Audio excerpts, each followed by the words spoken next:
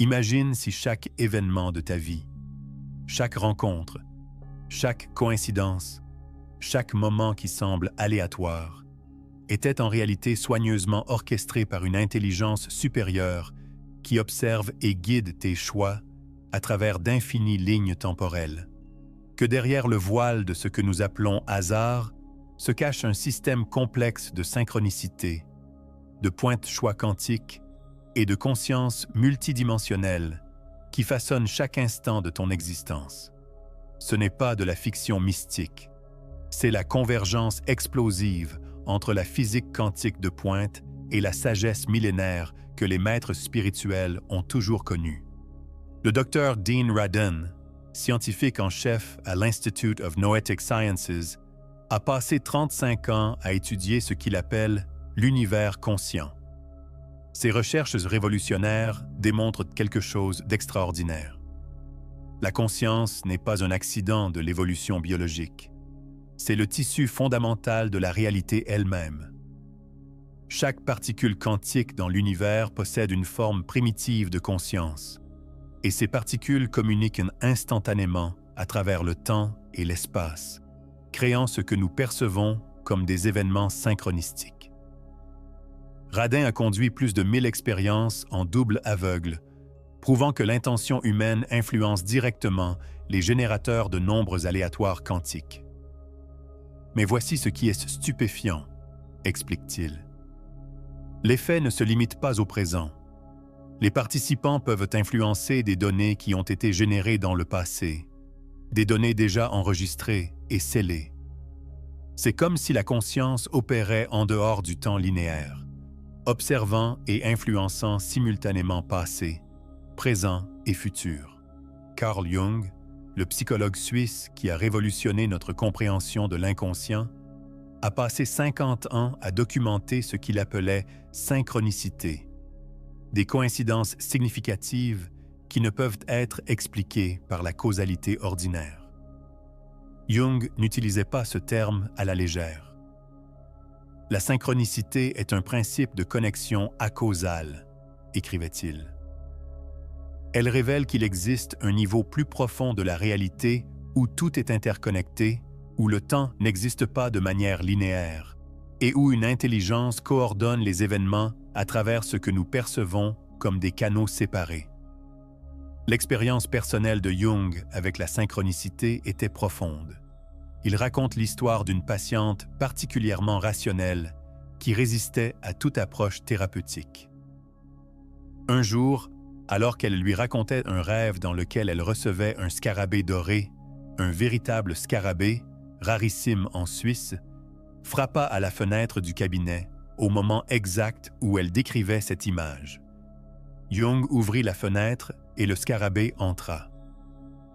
À ce moment, écrivait Jung, sa résistance psychologique s'est effondrée. L'univers lui avait envoyé un message qu'elle ne pouvait ignorer. Mais qui envoie ces messages? Qui observe et orchestre ces synchronicités impossibles? La réponse, selon les traditions ésotériques et la physique quantique moderne, est à la fois simple et vertigineuse. C'est toi, mais pas le toi que tu crois être, le toi multidimensionnel, le soi supérieur qui existe simultanément dans toutes les lignes temporelles possibles. Le docteur Amit Goswami, physicien quantique qui a enseigné pendant 32 ans à l'Université de l'Oregon, propose une théorie radicale. Le monisme quantique suggère que la conscience choisit parmi les possibilités quantiques pour créer la réalité manifestée. Mais il n'y a qu'une seule conscience, pas des milliards de consciences séparées, mais une conscience se fragmentant en milliards de points de vue. Ton soi supérieur, cette conscience unifiée, voit simultanément toutes les lignes temporelles et guide subtilement tes choix vers celle qui sert ton évolution. Goswami a conduit des expériences fascinantes sur ce qu'il appelle le choix quantique créatif. Dans ses études, des participants entraient dans des états méditatifs profonds et rapportaient systématiquement la sensation d'accéder à une perspective plus vaste, où ils pouvaient voir, de multiples futurs se déployer. Ce n'est pas imagination, insiste Goswami. C'est la conscience accédant à des superpositions quantiques réelles, des futurs qui existent déjà dans un état potentiel attendant d'être sélectionnés. Les textes soviétiques décriveront ce concept il y a 5000 ans avec une précision stupéfiante. Le concept d'Akasha, l'éther cosmique, n'est pas simplement un espace vide. C'est un champ de conscience intelligente, contenant toutes les possibilités, tous les temps, toutes les réalités simultanément. Les rishis anciens enseignaient que l'Atman, ton soi véritable, existe au-delà du temps dans ce champ akashique, observant toutes tes incarnations, toutes tes vies possibles, tous tes choix à travers les âges. Swami Vivekananda, qui a apporté la philosophie védantique en Occident au XIXe siècle, l'expliquait ainsi. Tu n'es pas ce corps, pas cette personnalité, pas cette vie singulière. Tu es l'océan éternel de conscience se rêvant comme une vague individuelle. L'océan observe toutes ces vagues simultanément. Quand tu médites profondément, tu accèdes à cette perspective océanique et soudainement tu sais que rien n'arrive par hasard. Le docteur Rupert Sheldrake, biologiste britannique avec plus de 90 publications scientifiques, a développé la théorie des champs morphiques qui offre un mécanisme pour cette observation multidimensionnelle. Les champs morphiques sont des structures invisibles qui organisent et coordonnent les modèles d'activité, explique Sheldrake. Ils ne sont pas confinés au présent. Ils s'étendent à travers le temps, connectant le passé au futur. Quand tu as une intuition soudaine ou sens qu'un événement va arriver, ton champ morphique personnel accède à de l'information de ta propre ligne temporelle. Sheldrake a documenté des milliers de cas de ce qu'il appelle « savoir télépathique », des gens qui savent exactement quand un proche va appeler, ou qui pensent à quelqu'un juste avant de le rencontrer par hasard. Dans un cas, raconte Sheldrake, une femme a senti une urgence inexplicable de prendre un itinéraire différent pour rentrer chez elle. Sur son trajet habituel, un accident grave s'est produit exactement au moment où elle serait passée. Son champ morphique avait accédé à de l'information du futur et l'avait guidée vers une ligne temporelle alternative. Mais comment fonctionne précisément ce guidage? Comment le soi supérieur communique-t-il avec le soi incarné? La réponse se trouve dans ce que les mystiques appellent les signes et ce que les scientifiques appellent l'information quantique non locale. Le docteur Stuart Hameroff et Sir Roger Penrose, prix Nobel de physique, ont proposé que la conscience émerge de processus quantiques dans les microtubules des neurones cérébraux. Si ceci est correct, affirme Hameroff, alors le cerveau est un récepteur quantique capable de capter de l'information qui existe en dehors du temps-espace classique. Les intuitions, prémonitions et synchronicités ne sont pas paranormales. Elles sont des informations quantiques normales auxquelles notre cerveau quantique accède. Hameroff décrit un cas remarquable d'un patient en chirurgie cardiaque dont le cerveau était en hypothermie profonde. Aucune activité électrique mesurable. Pourtant, après sa récupération, le patient décrivait avec précision des conversations spécifiques qui avaient eu lieu dans la salle d'opération. Sa conscience n'était pas dans son cerveau, conclut Hameroff. Elle opérait à un niveau quantique, observant de l'extérieur. Cela suggère que nous possédons tous un observateur quantique, un aspect de conscience qui existe indépendamment du cerveau physique. Si tu ressens une résonance profonde avec ces révélations, si quelque chose en toi reconnaît ces vérités comme déjà connues, soutiens cette chaîne en t'abonnant et en cliquant sur le bouton « J'aime ». Nous allons explorer ensemble encore plus de mystères sur la nature de la conscience et ton pouvoir de co-créer ta réalité. Les traditions chamaniques du monde entier ont toujours su cela. Le docteur Michael Harner, anthropologue qui a étudié le chamanisme pendant 50 ans, décrit comment les chamans accèdent à ce qu'ils appellent la réalité non ordinaire, un état de conscience où le temps devient non linéaire et où ils peuvent voir les lignes temporelles se ramifier. Un chaman cuero du Pérou m'a dit quelque chose de profond, raconte Harner. Il a dit « Vous les Occidentaux pensez que vous voyagez sur un seul chemin à travers le temps, mais en vérité, vous êtes à un carrefour à chaque instant, et un aspect de vous-même qui vit en dehors du temps observe tous les chemins possibles. Les plantes sacrées et les transes nous permettent de voir ce que cet observateur voit. »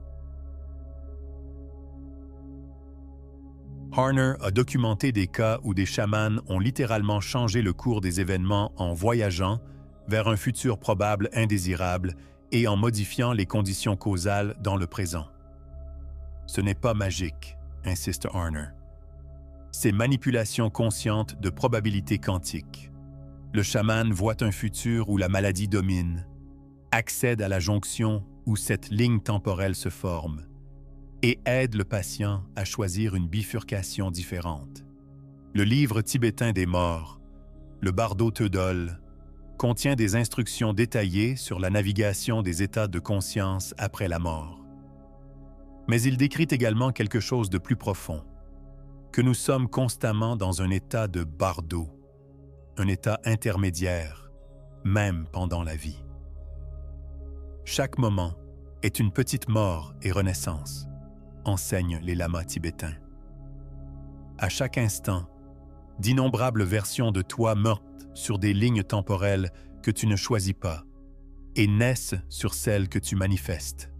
Selon ces enseignements, il existe des êtres de sagesse, des aspects avancés de ta propre conscience qui observent ton parcours à travers les bardeaux de la vie. Ils ne t'imposent rien, mais offrent des signes, des synchronicités, des rêves pour te guider vers les choix qui servent ton évolution maximale. Le docteur Stanislav Grof, qui a conduit plus de 4000 sessions de thérapie psychédélique et de respiration holotropique, a cartographié ces états de conscience élargis. Les patients rapportent systématiquement rencontrer ce que Jung appellerait le soi, une présence sage, compatissante, omnisciente qui semble connaître tous les aspects de leur existence, décrit Grof. Cette présence montre souvent aux patients des moments clés de leur vie où ils ont fait des choix cruciaux et comment différents choix auraient créé des réalités complètement différentes. Un patient de Grof, un architecte de 54 ans, a vécu une expérience transformatrice. Pendant la session, j'ai rencontré ce que je ne peux décrire que comme mon âme supérieure. Elle m'a montré 3 moments de ma vie, apparemment insignifiants à l'époque, où j'ai fait des choix qui ont déterminé toute ma trajectoire. L'âme supérieure m'a dit « Je t'ai envoyé des signes à chaque moment. Tu as choisi d'en écouter certains et d'en ignorer d'autres, ni bien ni mal, simplement le chemin que tu voulais explorer. » Ce témoignage soulève une question fondamentale. Si le soi supérieur guide, pourquoi permet-il la souffrance? Pourquoi ne nous dirige-t-il pas toujours vers le chemin le plus facile? Le docteur Brian Weiss, psychiatre qui a documenté plus de 4000 cas de régression dans les vies antérieures, offre une perspective éclairante. À travers ces régressions, un modèle cohérent émerge. L'âme ne cherche pas le confort, elle cherche l'apprentissage. Le soi supérieur orchestre souvent des défis, des obstacles, même des tragédies apparentes, parce que ces expériences catalysent une croissance spirituelle qu'aucun chemin facile ne pourrait fournir. Weiss raconte l'histoire d'une femme qui a perdu son enfant dans un accident tragique. Sous hypnose, elle a accédé à une perspective de vie entre vies, où elle a rencontré l'âme de son enfant. L'enfant m'a dit, rapporte la femme, nous avions accepté cet arrangement avant de naître. Ma courte vie avec toi devait ouvrir ton cœur d'une manière qu'aucune autre expérience ne pouvait. Je t'ai aimé assez pour jouer ce rôle difficile. À ce moment, j'ai compris que rien, absolument rien, dans ma vie n'était aléatoire. Tout était orchestré par l'amour. Le docteur Michael Newton, qui a conduit 4000 régressions dans les états entre vies, décrit un processus similaire. Entre les incarnations, les âmes se réunissent avec leurs guides spirituels et planifient méticuleusement leur prochaine vie, écrit Newton. Ils choisissent non seulement leurs parents et circonstances de naissance, mais aussi les défis spécifiques, les personnes clés qu'ils rencontreront, et les points de choix cruciaux. Rien n'est laissé au hasard. Tout est chorégraphié pour la croissance maximale. Newton décrit un concept fascinant appelé les conseils d'âme, des réunions dans le monde spirituel où des âmes plus avancées aident à planifier les incarnations. Ces conseils examinent les vies passées, identifient les leçons inachevées et conçoivent des scénarios de vie qui offriront les opportunités précises d'apprentissage nécessaires, explique-t-il. Ton soi supérieur est essentiellement le président de ton conseil personnel, surveillant toutes tes incarnations simultanées. Mais comment cela fonctionne-t-il en temps réel pendant la vie? Comment le soi supérieur communique-t-il ses guidances? Le docteur Larry Dossey, médecin qui a étudié la conscience pendant 40 ans, propose que cela se produit à travers ce qu'il appelle l'esprit non local. L'esprit n'est pas confiné à ton crâne ou même à ton corps, affirme Dossey. Il s'étend à travers l'espace-temps, connecté à toutes les autres consciences. Quand tu penses à quelqu'un et qu'il appelle, ce n'est pas coïncidence, c'est communication non locale entre esprits. Dossey a documenté des milliers de cas dans lesquels cette communication non locale a sauvé des vies.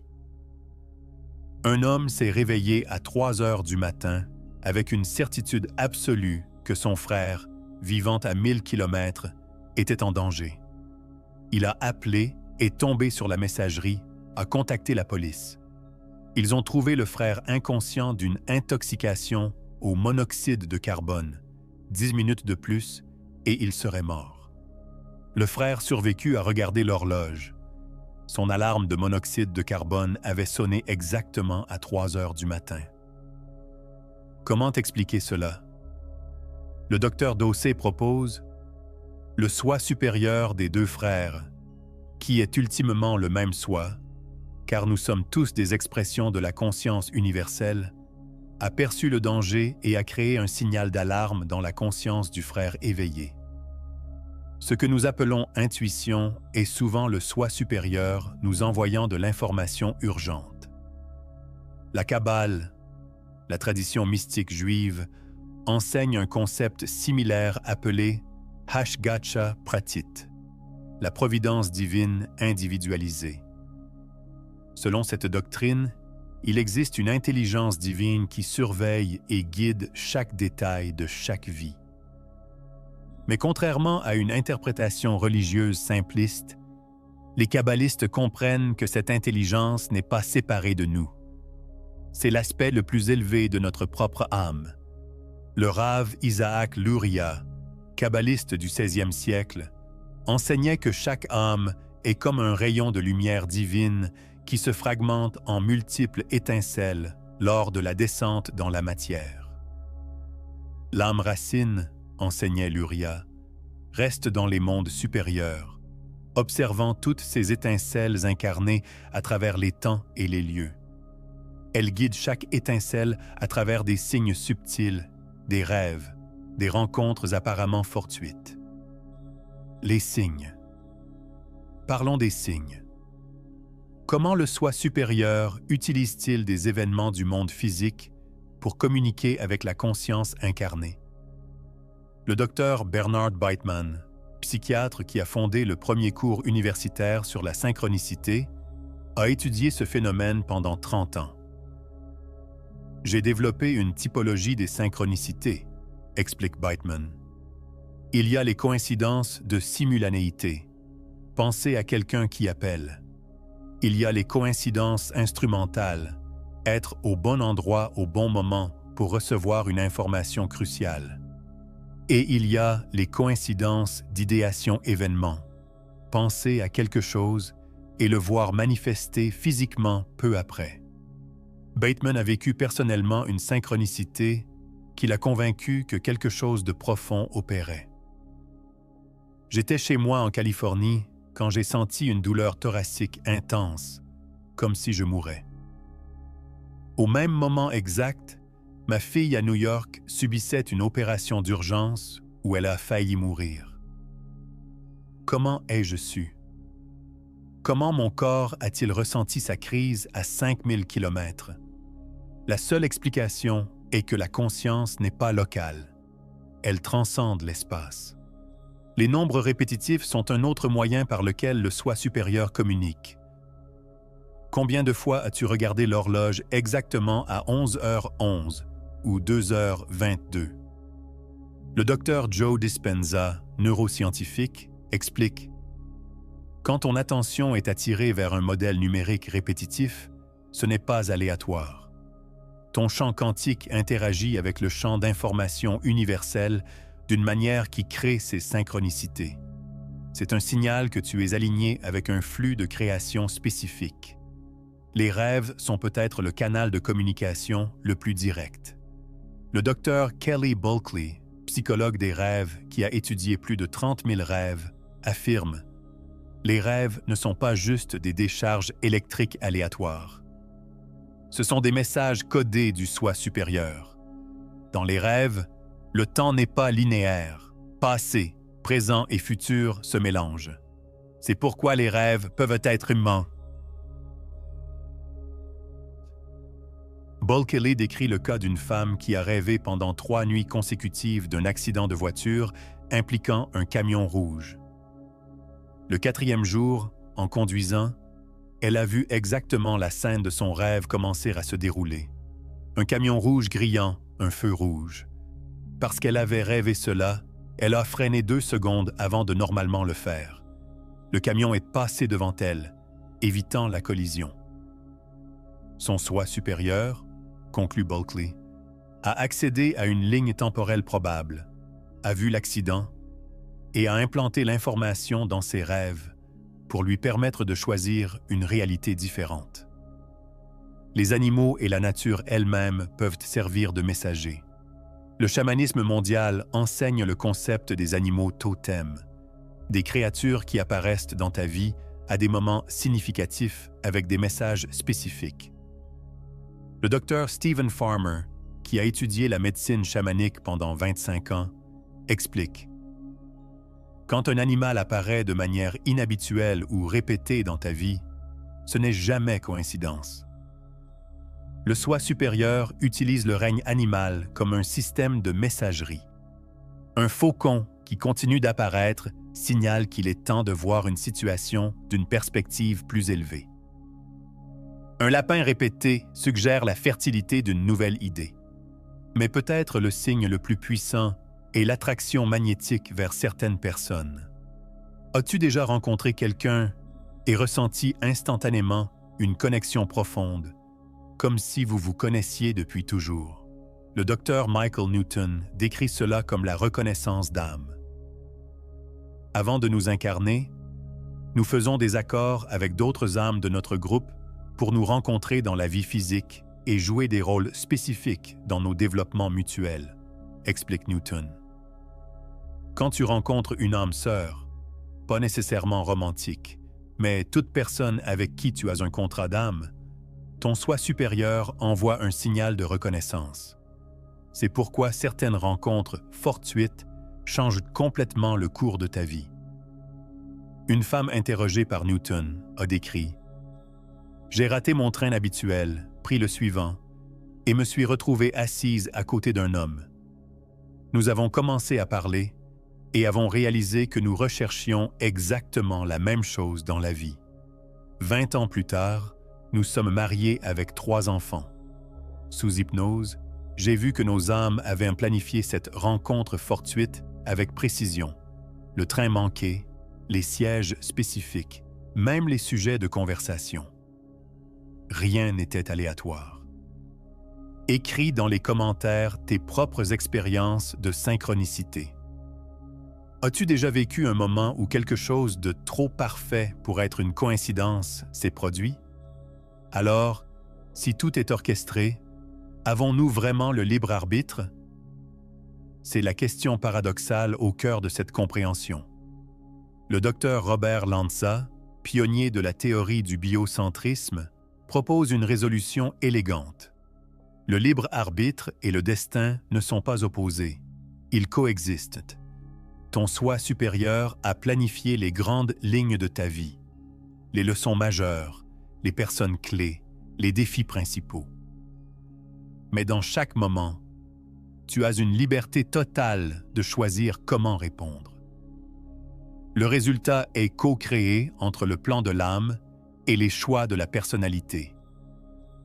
Lanza utilise la métaphore du GPS. Ton soi supérieur a entré une destination, l'évolution spirituelle. Il connaît tous les chemins possibles pour y arriver. Quand tu prends un détour, le GPS ne t'oblige pas à faire demi-tour. Il recalcule simplement la route en incorporant ton choix. De même, quand tu fais un choix apparemment erroné, le soi supérieur ne t'abandonne pas. Il ajuste les synchronicités pour t'offrir de nouvelles opportunités d'apprentissage. La tradition hindoue enseigne le concept de karma et dharma qui illustre ce point. Le karma représente les leçons inachevées des vies passées, les situations que ton âme a choisi de revisiter. Le dharma est ton chemin évolutif unique, ta contribution spécifique au tout. Le karma est comme le terrain que tu hérites, explique Swami Satchidananda. Le dharma est comment tu choisis de cultiver ce terrain. Les deux sont réels. Mais voici ce qui est véritablement libérateur. Tu peux communiquer consciemment avec ton soi supérieur. Tu n'es pas limité à recevoir passivement des signes. Tu peux activement demander des guidances, négocier ton chemin, même réviser les plans. Le docteur Neville Goddard, mystique du 20e siècle, enseignait une technique révolutionnaire. Avant de dormir, entre dans un état de somnolence. Dans cet état, tu es entre l'éveil et le sommeil, et le voile entre le soi incarné et le soi supérieur s'amincit. Pose une question claire. Déclare ton intention. Visualise le résultat désiré. Tu communiques directement avec l'intelligence qui orchestre ta vie. Des milliers de personnes ont testé cette technique avec des résultats stupéfiants. Une femme raconte « Je cherchais désespérément une maison spécifique, budget limité, quartier précis, caractéristiques exactes. Chaque nuit pendant 2 semaines, j'ai visualisé cette maison et demandé à mon soi supérieur de me guider vers elle. Un matin, j'ai eu une impulsion étrange de prendre un chemin différent pour aller au travail. Sur ce chemin, j'ai vu un panneau à vendre devant exactement la maison que j'avais visualisée. Le prix correspondait parfaitement à mon budget. La méditation profonde est un autre moyen d'accéder au soi supérieur. Le docteur Richard Davidson, neuroscientifique qui a étudié les moines tibétains pendant 25 ans, a découvert.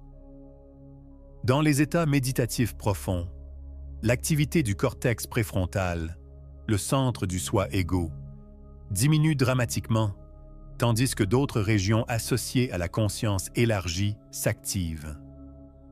Les méditants rapportent accéder à une perspective où ils peuvent voir leur vie entière, passée et future, comme un observateur extérieur.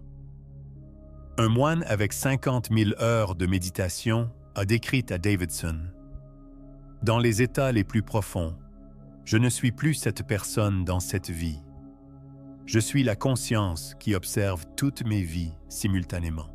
Je peux voir les patterns qui se répètent, les leçons que cette âme particulière essaie de maîtriser à travers les incarnations. Et depuis cette perspective, je peux influencer subtilement les choix de ma personnalité incarnée. Les plantes entéogènes, l'ayahuasca, le peyote, les champignons sacrés, offrent une autre voie d'accès, bien que controversée. Le docteur Rick Strassman, qui a conduit la première étude approuvée par le gouvernement américain sur le DMT, rapporte: les participants décrivent systématiquement rencontrer des entités ou êtres qui semblent omniscients concernant leur vie. Ces êtres offrent des conseils, montrent des visions de futurs possibles, révèlent des connexions cachées. Sont-ce des hallucinations ou des aspects réels du soi multidimensionnel? La cohérence des rapports suggère quelque chose de plus que simple imagination. Alors pourquoi ne sommes-nous pas tous constamment conscients de cette orchestration? Pourquoi vivons-nous dans l'illusion du hasard? Le docteur Bernardo Kastrup, philosophe de la conscience, propose: l'oubli est intentionnel. Si nous nous souvenions du plan complet, du script préétabli, l'expérience perdrait son authenticité. L'âme s'incarne spécifiquement pour se perdre dans le jeu, pour expérimenter la surprise, la découverte, même la peur et le doute. Le voile d'oubli est ce qui rend l'incarnation précieuse. Mais le voile s'amincit pendant les moments critiques. As-tu remarqué que lors des crises majeures, des décisions importantes ou des transitions de vie, les synchronicités s'intensifient? C'est parce que le soi supérieur augmente les signaux quand tu approches d'un point de choix crucial. Le docteur Elizabeth Kubler-Ross, qui a travaillé avec des milliers de mourants, observait: dans les dernières semaines et jours de vie, les coïncidences deviennent presque constantes. Des personnes qu'ils devaient voir apparaissent miraculeusement. Des livres tombent ouverts à la page exacte avec le message nécessaire. C'est parce qu'à l'approche de la mort, le voile entre les mondes devient transparent. Le soi supérieur prépare intensément la transition. Mais nous n'avons pas besoin d'attendre la mort. Nous pouvons consciemment amincir le voile maintenant. Comment? Premièrement, cultive l'attention. Le soi supérieur envoie constamment des signes. Mais si tu es perdu dans la distraction mentale, tu les manqueras. La pleine conscience, la présence totale au moment, ouvre tes récepteurs. Deuxièmement, tiens un journal de synchronicité. Documente chaque coïncidence, chaque signe étrange, chaque rêve prémonitoire. Au fil du temps, des patterns émergeront. Tu commenceras à reconnaître le langage spécifique que ton soi supérieur utilise pour communiquer avec toi. Troisièmement, agis sur les impulsions intuitives. Quand tu ressens une poussée soudaine à faire quelque chose, appeler quelqu'un, prendre un chemin différent, dire oui à une invitation, honore-la. Ces impulsions sont souvent le soi supérieur te guidant vers des jonctions importantes. Quatrièmement, pose des questions avant de dormir. L'état hypnagogique, entre éveil et sommeil, est une porte vers le soi supérieur. Pose une question claire et sois attentif aux rêves, pensées ou synchronicités qui apparaissent dans les jours suivants. Cinquièmement, fais confiance au processus. Même quand la vie semble chaotique ou douloureuse, fais confiance qu'il y a une intelligence plus vaste à l'œuvre. Le soi supérieur voit le film entier. Tu ne vois qu'une scène à la fois. Le secret ultime est celui-ci. Tu n'es pas une marionnette contrôlée par un puppet master cosmique. Tu es le puppet master. Le soi supérieur n'est pas séparé de toi. C'est la version la plus complète, la plus éveillée, la plus sage de toi-même. Quand tu reçois des guidances, tu te guides toi-même depuis un point de vue plus élevé. La Bhagavad Gita capture cette vérité magnifiquement. Tous les êtres reposent en moi, mais je ne repose pas en eux. Le divin, ton soi supérieur, la conscience universelle, contient toutes les expériences, tous les temps. toutes les possibilités. Mais il n'est limité par aucune. Quand tu te réveilles à cette vérité, tout change. Tu ne te sens plus victime du hasard. Tu vois que chaque personne que tu rencontres, chaque défi que tu affrontes, chaque joie que tu expérimentes a été attirée dans ta vie par une intelligence aimante, cherchant ton évolution maximale.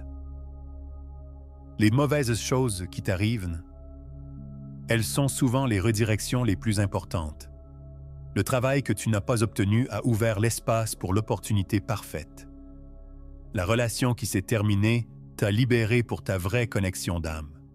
La maladie t'a forcé à ralentir et à réévaluer tes priorités. Rien, absolument rien, n'est dû au hasard.